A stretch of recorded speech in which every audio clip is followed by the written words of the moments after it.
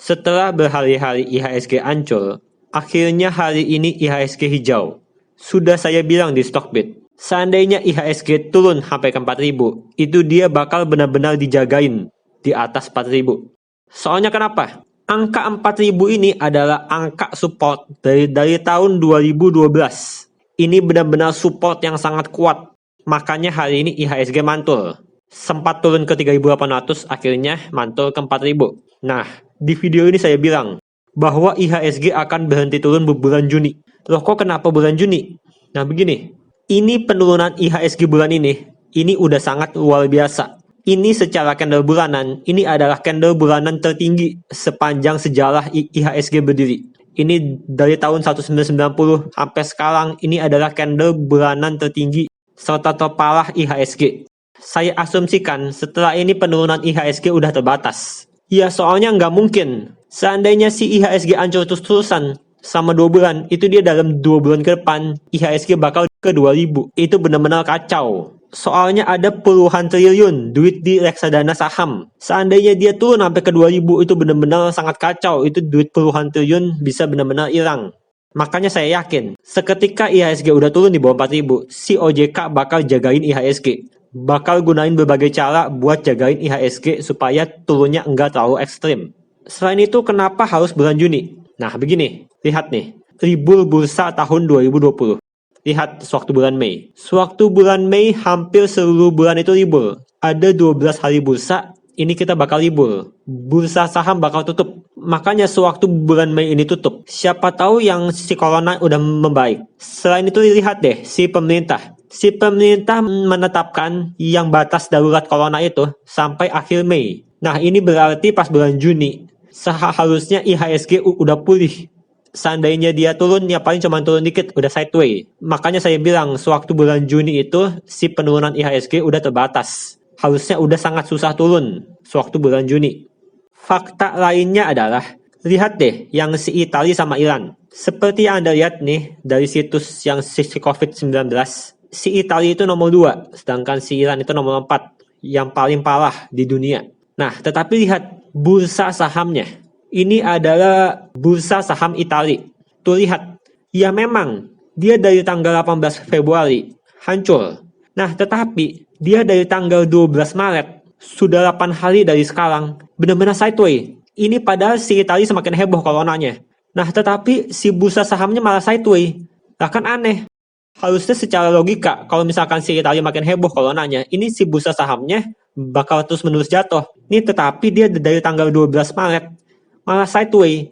Nah, ini berarti seketika si bursa saham hancur mencapai titik tertentu, itu si bandarnya bakal jagain harga sahamnya. Si pemerintah bakal turun tangan buat menjaga harga sahamnya bagaimanapun agar enggak bisa turun terlampau ekstrim. Sama halnya dengan Iran. Lihat nih Iran. Si Iran ini benar-benar super uptrend bursa sahamnya. Dari tahun 2019 sampai sekarang benar-benar uptrend. Setelah terkena corona, dia hancur. Nah, tetapi sejak tanggal 15 Maret sampai sekarang, dia malah uptrend, malah sideways. Lah kan aneh kan? Ini padahal di Iran semakin parah coronanya. Ini tetapi si bursa sahamnya malah sideways, malah uptrend. Nah, ini berarti memperkuat teori saya bahwa jika IHSG sudah mencapai titik turun tertentu, si pemerintah akan berusaha menjaga harganya agar enggak bisa turun lagi. Benar-benar dijagain harganya. Makanya, saya tunggu sampai bulan Mei atau Juni sebelum Armageddon saham. Siapa tahu dia bakal sideways aja di sekitar sini.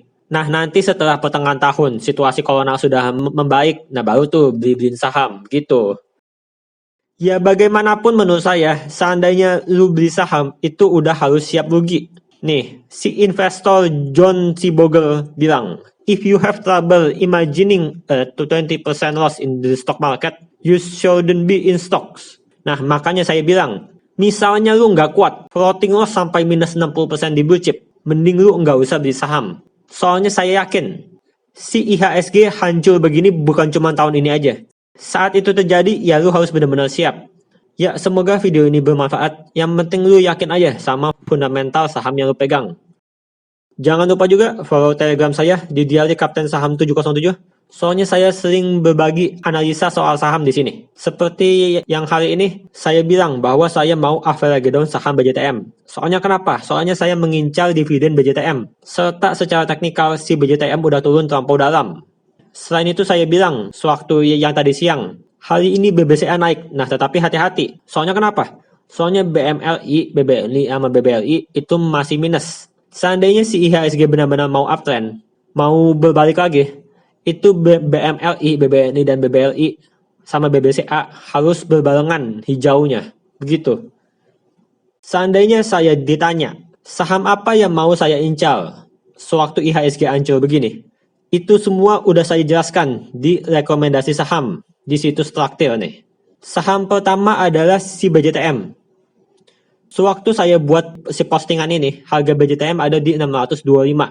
Yang ini sebelum sewaktu heboh corona itu. Seharusnya secara harga, si BJTM itu ada di harga 600. Nah, seandainya si BJTM turun ke 400, itu benar-benar bagus. Soalnya kenapa? Soalnya si dividen BJTM itu selalu meningkat setiap tahunnya. Secara EPS dan dividen per share, si BJTM selalu meningkat setiap tahun. Seandainya dia turun ke 400, itu dividennya udah mencapai 10% lebih. Selain itu ada juga si ACES. Nah, tetapi si ACES ini fokusnya sama si capital gain, bukan sama dividen. Selama ACES di bawah 1.500 itu berarti udah murah. Makanya kalau misalkan si ACES sekarang ke 1.100 itu berarti harga diskon. Soalnya saya yakin, seandainya si corona sudah selesai, maka ACES akan naik lagi ke atas. Ya intinya semua rekomendasi saham saya secara detail saya update di sini. Serta saya update juga yang portofolio reksadana pasar uang saya. Saya update di sini. Saya beli dan jual apa aja di portofolio reksadana pasar uang ini. Jangan lupa juga subscribe channel YouTube ini. Terima kasih.